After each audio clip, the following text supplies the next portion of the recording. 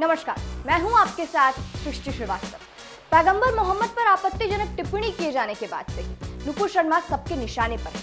उनके इस बयान की निंदा न सिर्फ देश के मुसलमान कर रहे हैं, बल्कि विदेशों में भी उनके इस बयान को लेकर खासी नाराजगी है। आलम यह है कि तमाम अरब देश भारत से नाराज बताए जा रहे हैं। भारत में भी नुपुर शर्मा का खुलकर विरोध हो रहा है। उनकी गिरफ्तारी की मांग उठाई जा रही है। हालांकि ऐसा नहीं है कि सिर्फ विरोध, कुछ लोग नुपुर के समर्थन में भी आए हैं। इस लिस्ट में नाम जुड़ा है बॉलीवुड एक्ट्रेस कंगना रनौत का। यूं तो कंगना पहले भी इस मुद्दे पर अपनी राय रख चुकी है, लेकिन इस बार फिर कंगना ने नुपुर शर्मा का समर्थन किया है। कंगना ने इंस्टाग्राम पर एक स्टोरी पोस्ट की जिसमें लिखा है, मेरे कई मुस्लिम दोस्त शराब का सेवन करते हैं, धूम्रपान करते हैं, बुर्का नहीं पहनते हैं और ऐसे काम को करते हैं जो उनके धर्म में करना गुनाह माना जाता है। उसके बाद भी उनसे किसी को कोई आपत्ति नहीं, लेकिन नुपुर शर्मा ने अगर कुछ बोल दिया तो वो अपराधी हो गई।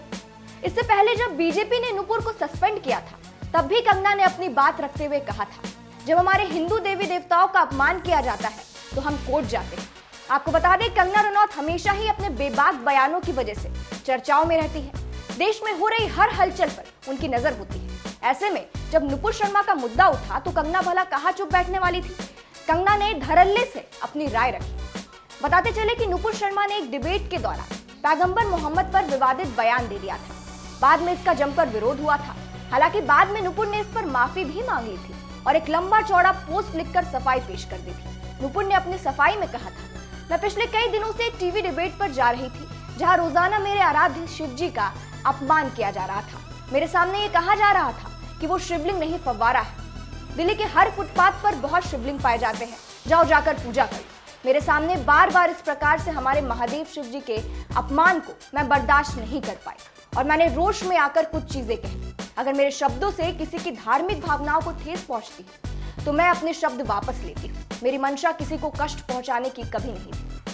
हालांकि सफाई देने के बाद भी नुपुर के खिलाफ रोष बढ़ता ही जा रहा है। एक तरफ सूरत में उनके पोस्टर्स पर जूते चप्पल छापकर क्रॉस का निशान बनाकर विरोध किया जा रहा है, तो वहीं दिल्ली में AIMIM के कार्यकर्ता भी उनकी गिरफ्तारी की मांग कर रहे हैं, उनको फांसी दिए जाने की मांग कर रहे हैं। इस्लाम जो है वो अमन का मजहब है, इस्लाम जो है वो शांति का मजहब है। यकीनन लोगों के अंदर गुस्सा है। हम भी ये मांगनी करते हैं कि नुपुर शर्मा को फांसी की सजा मिलनी चाहिए करके, वरना अगर उसे आसानी से छोड़ दिया गया तो उसका कोई अंत ही नहीं रहेगा। हम तो ये कह रहे हैं, किसी भी जाति, किसी भी धर्म, किसी भी धार्मिक गुरु, किसी भी हमारे नबी के खिलाफ अगर कोई बोलता है तो ऐसा कानून लाया जाए कि उसके ऊपर सख्त कार्रवाई होनी चाहिए, फौरन कार्रवाई होनी चाहिए। नहीं हो रही है, इस वजह से सिर्फ पार्टी से निकालना। दूसरी तरफ ओवैसी नुपुर के बहाने मोदी सरकार को घेरने की जुगत में लगे हुए हैं। जरा सुनिए ओवैसी के जहरीले बोल। देश के प्रधानमंत्री 10 दिन के बाद बोले इसको हटा दो, इसको सस्पेंड करो।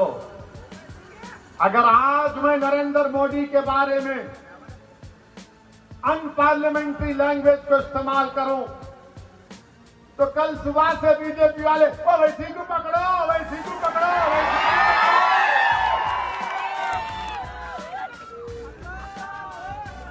आप बताइए, 10 दिन के बाद मोदी को ख्याल आया, हम पुकार रहे हैं, बोल रहे हैं, मगर टस से मस नहीं होते मित्रों। और कब हरकत में आते हैं, हरकत में कब आते हैं, जब कतर में कुछ होता है, सऊदी अरब में कुछ होता है, अरब इमारात में कुछ होता है, बहरीन में कुछ होता है। बहरहाल नुपुर शर्मा के बयान पर देश 2 खेमों में बटा हुआ है। एक खेमा नुपुर के पक्ष में है, जबकि दूसरा खेमा उनके विरोध कर रहा है। खैर, आप बताइए, आप इस खबर को किस तरह से देखते हैं?